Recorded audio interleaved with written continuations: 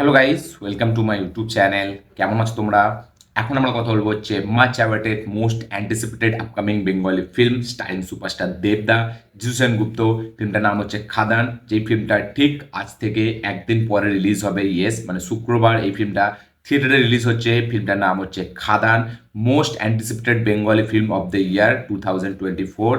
তো এই ফিল্মটার official trailer release হয়ে গেছে কিছুক্ষণ আগেই, ঠিক আছে। তার হিন্দি লাইভ রিয়াকশন আমার চ্যানেল, হিন্দি চ্যানেলে আছে। ট্রেলারটা যখন রিলিজ করা হয়েছিল ফার্স্ট আমি যখন দেখেছিলাম, সেটা লাইভ রিয়াকশন দিয়েছিলাম আমার হিন্দি চ্যানেলে। আপনারা গিয়ে অবশ্যই চেক আউট করবেন, লিঙ্ক ডিসক্রিপশানে দেওয়া আছে।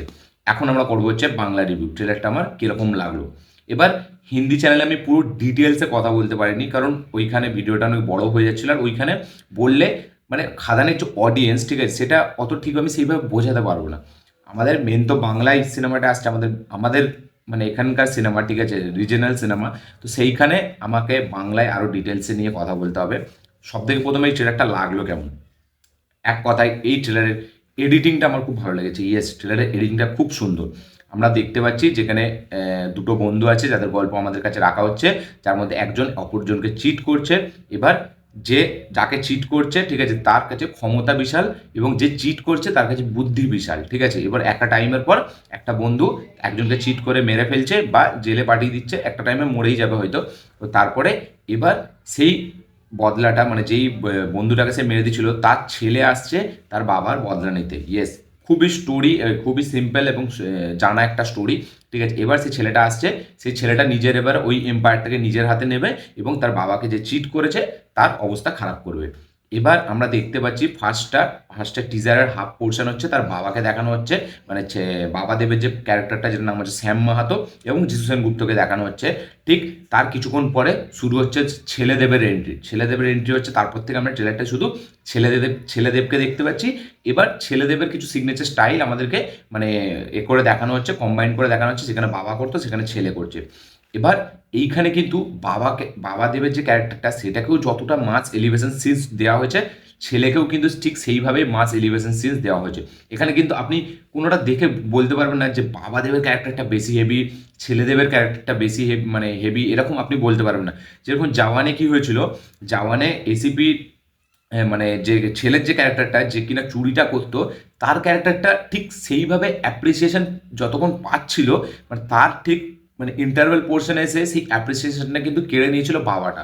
সেখানে অ্যাটলি বাবাটাকে বেশি আরও হাই লেভেলে নিয়ে গেছিলো মানে ছেলেটার থেকে। এইখানে কিন্তু আমরা সেই জন্য দেখবেন জওয়ানে বাবা দেবের যে বাবার যে শাহরুখ খানটা, ঠিক আছে, বাবা যে শাহরুখ খানটা প্লে করেছে, তার কিন্তু ফ্যান ফলোয়িং বেশি, তার একটা নিজস্ব একটা আলাদা একটা ফ্যান বেস আছে। আপনি ছেলেটার দেখুন অতটা সেই লেভেলে চর্চা হয়নি যতটা শাহরুখ খানের ওই ফাদারের ক্যারেক্টারটা পপুলার হয়েছিল জওয়ানে, যেটা কিনা ওই ইন্টারভেলে পোর্শনে আসবে, ফাইটিং করবে। তার ক্যারেক্টারটা, তার ওই বাইক ঘোরানো বা তার ওই ইন্টারভেল পোর্শনে ফাইট সিকোয়েন্সটা, এইখানে কিন্তু খাদানে কি হয়েছে না, দুটো ক্যারেক্টারকেই মেনটেন করেছে। মানে বাবাকেও যতটা এলিভেশন সিনস দেওয়া হয়েছে, ছেলেকেও। এবং পার্টিকুলার একটা শট আছে যেটা আমার দেখে মনে হলো এইরকম কিছু শট আমাদের বেঙ্গলি ফিল্ম ইন্ডাস্ট্রিতে দরকার, যেটা সাউথে করে থাকে। যে ওদের কিছু নিজস্ব স্টাইল আছে, সিগনেচার স্টাইল।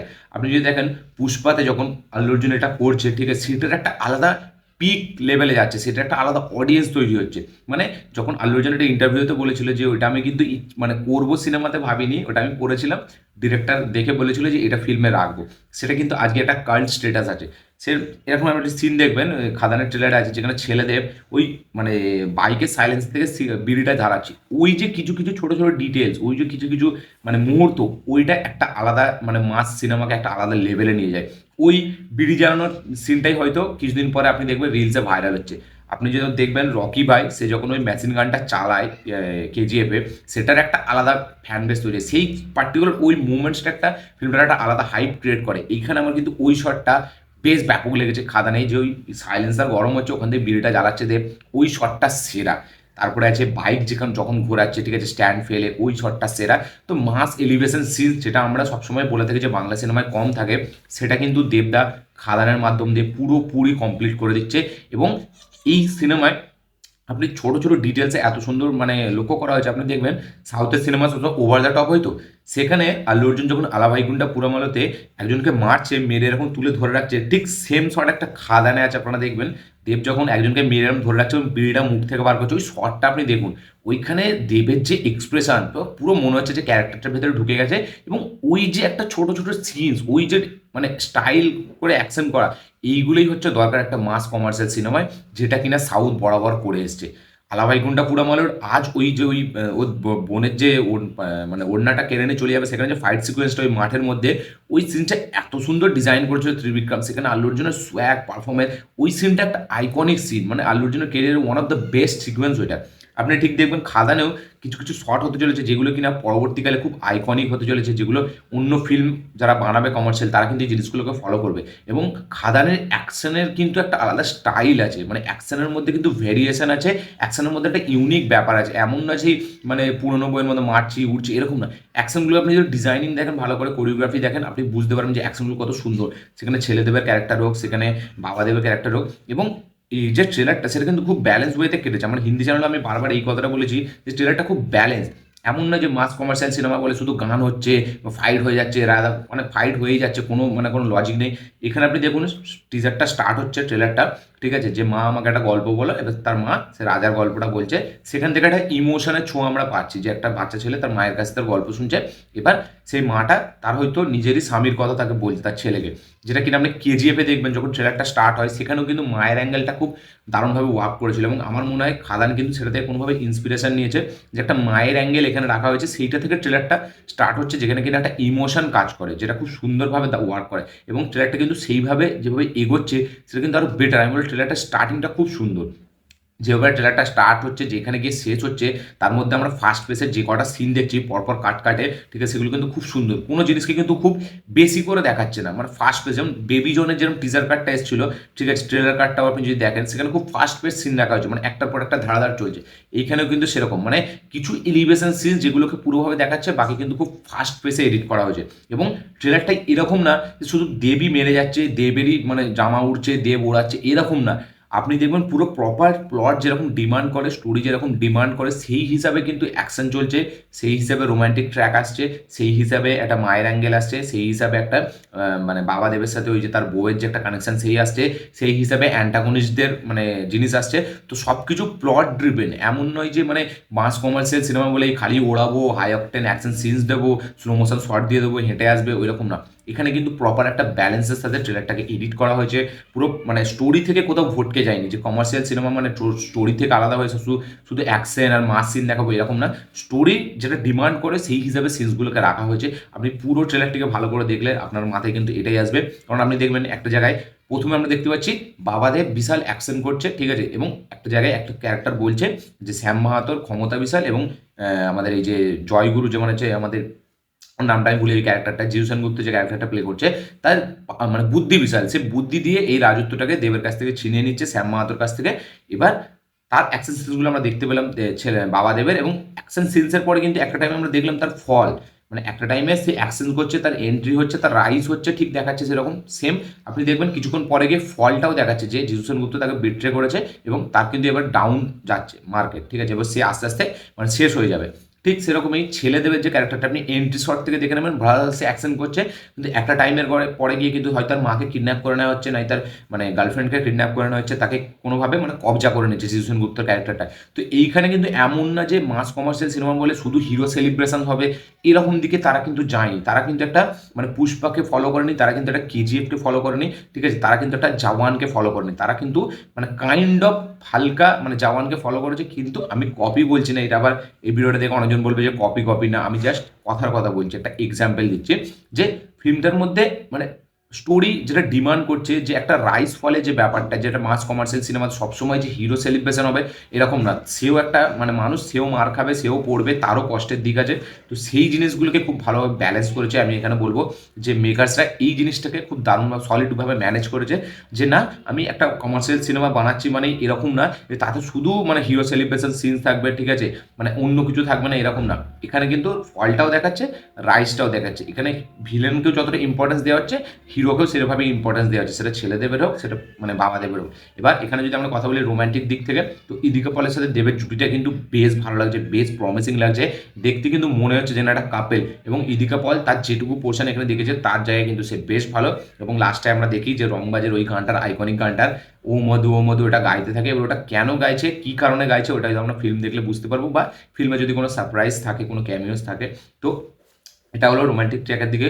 এবার যদি ডায়লগের কথা আমি বলি, ডায়লগের দিক থেকে কিন্তু বেশ আমার হেভি লেগেছিল হচ্ছে প্রি ট্রেলার এবং আমার ওই টিজারটা, ঠিক আছে। এখানে কিন্তু খুব একটা ডায়লগ নেই, এখানে কিন্তু প্লট ড্রিভেন একটা ট্রেলার এখানে ছাড়া হয়েছে মেকার্সদের, যার এডিটিং স্টাইল খুব ভালো লেগেছে, যেটা খুবই ব্যালেন্স ওয়েতে চলে। সেখানে দেবের পারফরমেন্স, এবং যদি আপনি ভালো করে দুটো ক্যারেক্টারকে দেখেন, যেখানে ছেলেদের প্লে করছে এবং বাবাদের প্লে করছে, দুটোর মধ্যে কিন্তু দেবদার পারফরমেন্স এক্সট্রা অর্ডিনারি। সেখানে যেরকম এক্সপ্রেশন, সেখানে যেরকম ডিটেলিংসে দিয়েছে, মানে ব্যাপক, মনেই হবে না যে একটা মানে এখানে মানে দেবদাসী কোনো একটা আপনি যদি এখন একটা আপনি দেবদা মানে এইরকম সিনেমার রাগেড একটা ব্যাপার যে সে কিন্তু খুব ভালোভাবে প্লে করতে পারে, সেটা তার ফেস, তার ফিজিক্স অনুযায়ী সেটা বেশ মানায়। এখানে আপনি পুরো দেখে নেবেন ছেলেদেব এবং বাবাদেবকে, দুটো ক্যারেক্টারকে কিন্তু দারুণভাবে পুল আপ করতে সে সক্ষম হয়েছে।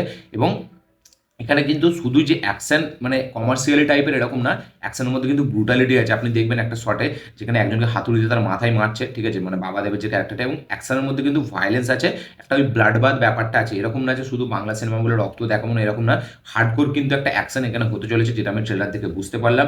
ট্রেলারের ভিএফএক্স আমার ভালো ঠিকঠাক লেগেছে, যেই আমাদের বাজেট এখানে ফিল্ম ইন্ডাস্ট্রিতে যেরকম বাজেট, সেই হিসেবে অনেকটা পুল আপ করেছে। এবং পারফরমেন্স এবং সেলিব্রেশন, তার সাথে সাথে প্লট হেভি একটা ফিল্ম হতে চলেছে। এবং এমন মানে এই সিনেমাটা একটা এমন সিনেমা হতে চলেছে যেটা দেখে কিনা মানে একটা সব ধরনের অডিয়েন্স যেতে পারবে, যে না এমন নয় যে শুধুই সেই ধুরধার মানে ওভার দ্য টপ অ্যাকশন চলছে, এরকম না।